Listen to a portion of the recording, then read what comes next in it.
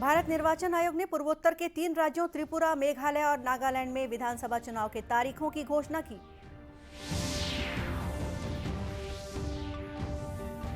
प्रधानमंत्री ने आज वीडियो कॉन्फ्रेंसिंग के माध्यम से उत्तर प्रदेश के बस्ती जिले में सांसद खेल महाकुंभ के द्वितीय चरण का किया उद्घाटन।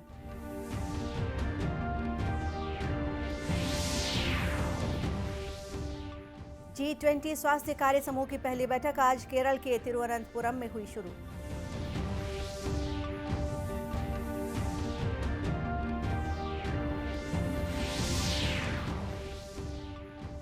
और भेंट मुलाकात कार्यक्रम के तहत मुख्यमंत्री तखतपुर विधानसभा पहुंचे, ग्रामीणों से की मुलाकात।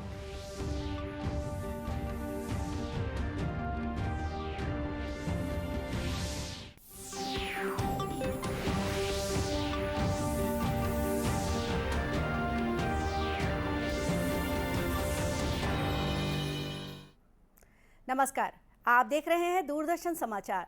मैं हूं गोपा सान्याल और अब समाचार विस्तार से। भारत निर्वाचन आयोग ने पूर्वोत्तर के 3 राज्यों त्रिपुरा, मेघालय और नागालैंड में विधानसभा चुनाव की तारीखों की घोषणा कर दी है। त्रिपुरा विधानसभा के लिए 16 फरवरी को और नागालैंड तथा मेघालय में 27 फरवरी को मतदान होगा। इन तीनों राज्यों में मतगणना 2 मार्च को होगी। त्रिपुरा विधानसभा के लिए 21 जनवरी को और मेघालय और नागालैंड के लिए 31 जनवरी को चुनाव अधिसूचना जारी की जाएगी। चुनाव के तारीख की घोषणा के साथ ही तीनों राज्यों में आदर्श चुनाव आचार संहिता लागू हो गई है। मुख्य निर्वाचन आयुक्त राजीव कुमार ने आज नई दिल्ली में संवाददाता सम्मेलन में ये जानकारी दी। उन्होंने कहा कि निर्वाचन आयोग स्वतंत्र, निष्पक्ष और हिंसा मुक्त मतदान कराने के लिए प्रतिबद्ध है। We have directed all our DOs to have a social media wing in their offices, in the SP's offices and at the CO's offices.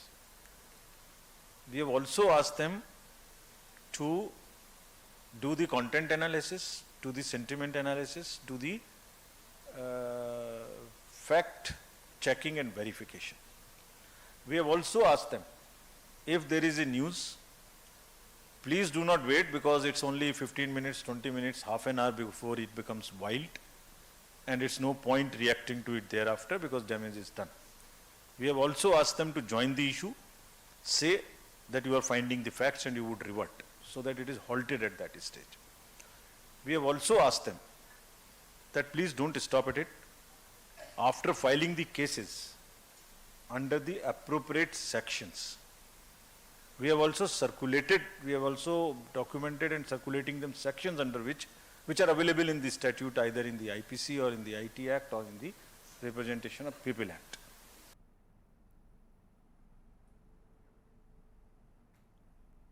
निर्वाचन आयुक्त ने कहा कि सुरक्षा एजेंसियों को निर्देश दिया गया है कि वह चुनाव के दौरान धन बल के इस्तेमाल को रोकने के लिए पूरी तरह चौकस रहें। इस बीच सुरक्षा व्यवस्था चाक चौबंद रखने के लिए अर्धसैनिक बल त्रिपुरा, मेघालय और नागालैंड पहुंच चुके हैं। इन तीनों ही राज्यों की विधानसभा का कार्यकाल मार्च 2023 में समाप्त हो रहा है। निर्वाचन आयुक्त ने महाराष्ट्र, पश्चिम बंगाल, तमिलनाडु, झारखंड और अरुणाचल प्रदेश की 6 सीटों पर उपचुनाव की तारीखों की भी घोषणा की है। यहां 27 फरवरी को वोट डाले जाएंगे। प्रधानमंत्री नरेंद्र मोदी ने आज वीडियो कॉन्फ्रेंसिंग के माध्यम से उत्तर प्रदेश के बस्ती जिले में सांसद खेल महाकुंभ 2022-23 के द्वितीय चरण का उद्घाटन किया। इस अवसर पर श्री मोदी ने कहा कि खिलाड़ियों को बेहतर प्रशिक्षण देने के लिए निरंतर खेल प्रतियोगिताओं का आयोजन किया जाना चाहिए। उन्होंने कहा कि समाज में खेलों के प्रति सोच बदल रही है, जिससे ओलंपिक्स और पैरा ओलंपिक्स में भारत का अब तक का श्रेष्ठ प्रदर्शन रहा है। अच्छा प्रदर्शन करने वाले युवा खिलाड़ियों को स्पोर्ट्स अथॉरिटी ऑफ इंडिया के ट्रेनिंग सेंटर्स में आगे की ट्रेनिंग के लिए भी चुना जा रहा है। इससे देश की युवा शक्ति को बहुत लाभ होगा। इस महाकुंभ में ही 40,000 से ज्यादा युवा हिस्सा ले रहे हैं और मुझे बताया गया कि पिछले साल की तुलना में ये 3 गुना ज्यादा है। मैं आप सभी को, मेरे सभी युवा दोस्तों को इन खेलों के लिए ढेर सारी शुभकामनाएं देता हूं। अभी मुझे खो खो देखने का अवसर मिला। हमारी बेटियां जिस चतुराई के साथ और टीम के साथ पूरी तरह टीम स्पिरिट से खेल रही थी, वाकई बड़ा आनंद आ रहा था देख करके खेल को।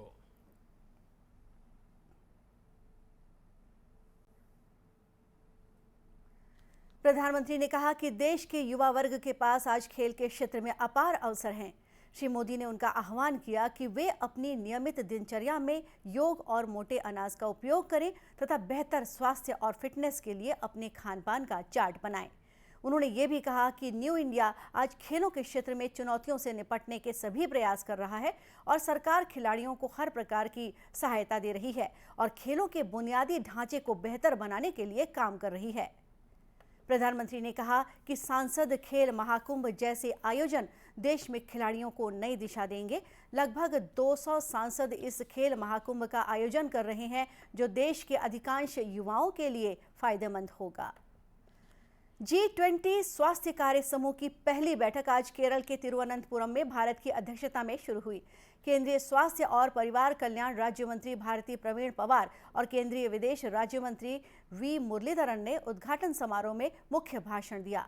बैठक को संबोधित करते हुए राज्य मंत्री भारती प्रवीण पवार ने कहा कि G20 देश स्वास्थ्य के क्षेत्र में सभी के लिए कार्य करने प्रतिबद्ध है। G20 countries have consistently worked towards promoting coordinated efforts among its members to ensure the achievement of good and equitable health for all.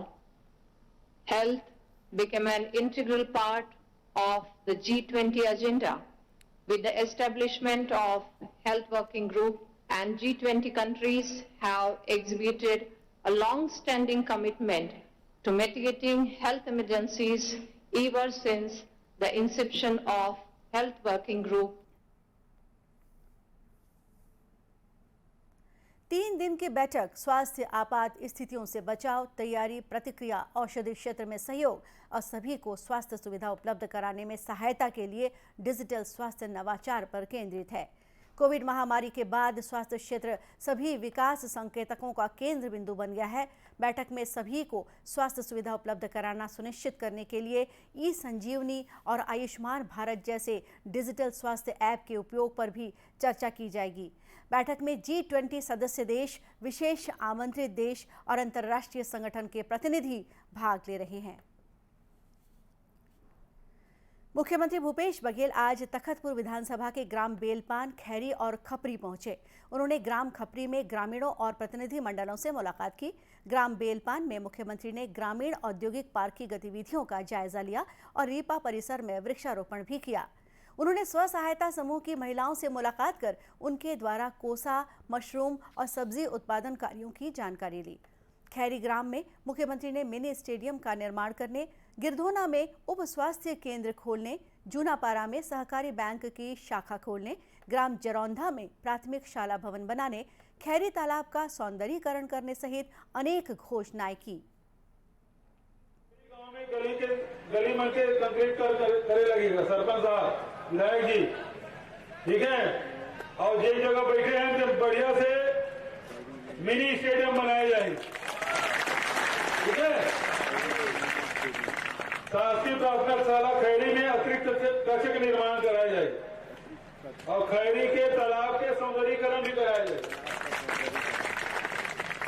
अब पॉलिटेक्निक कॉलेज है तो वहाँ नामकरण की घोषणा करते हैं, फिर भी मैं आप मतलब बता रहा हूँ कि तखतपुर के जो पॉलिटेक्निक कॉलेज है स्वर्गीय ठाकुर बलराम सिंह के नाम से किए जाते। मुख्यमंत्री ग्राम खपरी के शासकीय आदिवासी कन्या आश्रम पहुंचे और वहां उन्होंने अध्ययनरत छात्राओं से उनकी पढ़ाई, सुरक्षा, भोजन संबंधी व्यवस्था और खेलों के बारे में जानकारी ली। और अब लेते हैं एक छोटा सा ब्रेक।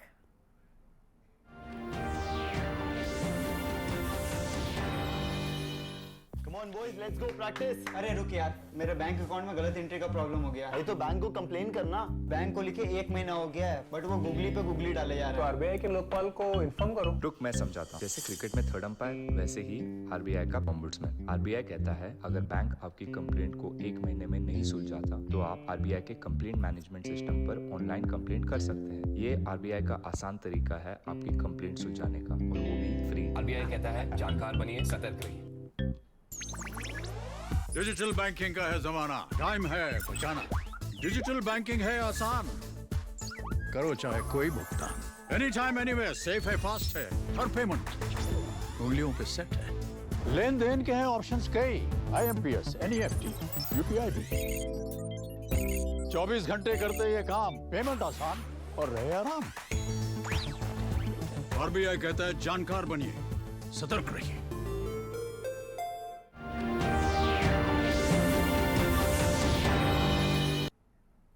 ब्रेक के बाद एक बार फिर स्वागत है आपका दूरदर्शन समाचार में।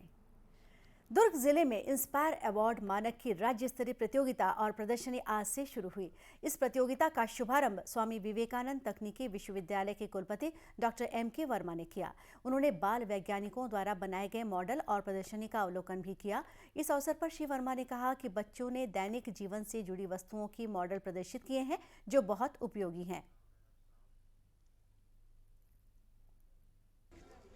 मॉडल का जो अब स्वरूप है आज के आधुनिक युग, जिसको हम कंप्यूटर का युग और IT का युग बोलते हैं, इस पे आधारित 70 से 80% बच्चों के मॉडल हैं जो हमारे दैनिक जीवन में, चाहे कृषि हो, चाहे ट्रांसपोर्ट हो, चाहे आपके घरों की बात हो, चाहे वाटर यूज़ हो, ये सारी चीज़ों को IoT के द्वारा, इंटरनेट ऑफ थिंग्स के द्वारा, मोबाइल के द्वारा ये बच्चे लोगों ने ऐसे ऐसे मॉडल बनाए हैं जो कि जीवन में बहुत ही हर जगह पे उपयोगी हैं। 2 दिवसीय राज्य स्तरीय प्रतियोगिता में जिला स्तर पर चुने गए करीब 3,500 प्रतिभागियों में से चयनित 250 प्रतिभागियों के मॉडल को प्रदर्शित किया गया है। यहां से चयनित प्रतिभागी अहमदाबाद के राष्ट्रीय नव प्रवर्तन प्रतिष्ठान में आयोजित मेंटरशिप प्रोग्राम में शामिल होंगे और वहां अपने मॉडल्स को प्रदर्शित करेंगे। वार्षिक उद्योग सर्वेक्षण के प्रति लोगों को जागरूक करने और इकाइयों द्वारा वेब पोर्टल पर स्वयं की सर्वेक्षण विवरणियां भरने संबंधी जानकारी देने के लिए राष्ट्रीय सांख्यिकी कार्यालय द्वारा रायपुर में राउंड टेबल कॉन्फ्रेंस का आयोजन किया गया। कार्यक्रम को संबोधित करते हुए IAS डॉक्टर K सुब्रमण्यम ने कहा कि उद्योग लगाने के लिए समूहों और व्यक्तिगत तौर पर हितग्राहियों को जानकारी देने से वे औद्योगिक इकाइयों के लिए बेहतर तरीके से कार्य कर सकते हैं।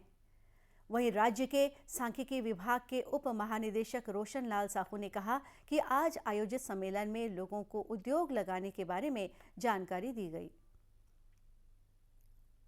और ये जो राउंड टेबल है, वार्षिक उद्योग सर्वेक्षण के हमारा ASI यूनिट कैसे भरा जाता है, इसके बारे में सेंसिटाइज करना है और इनको सभी को सेंसिटाइज करते हुए देश के विकास में, GDP में और नेट वैल्यू एडेड तथा इसका रोजगार बेरोजगार में इनका कितना योगदान रहता है, इसके बारे में आज सेशन किया जाएगा।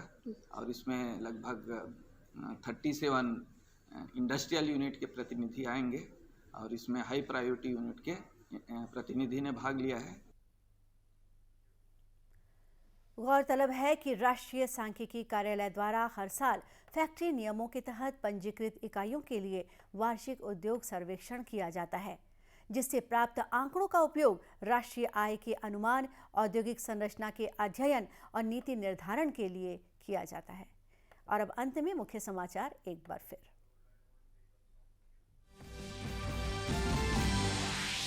भारत निर्वाचन आयोग ने पूर्वोत्तर के 3 राज्यों त्रिपुरा, मेघालय और नागालैंड में विधानसभा चुनाव की तारीखों की घोषणा की।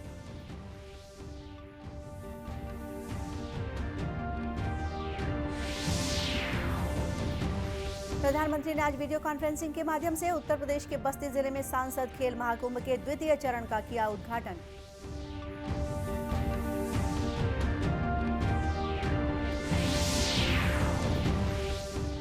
G20 स्वास्थ्य कार्य समूह की पहली बैठक आज केरल के तिरुवनंतपुरम में हुई शुरू।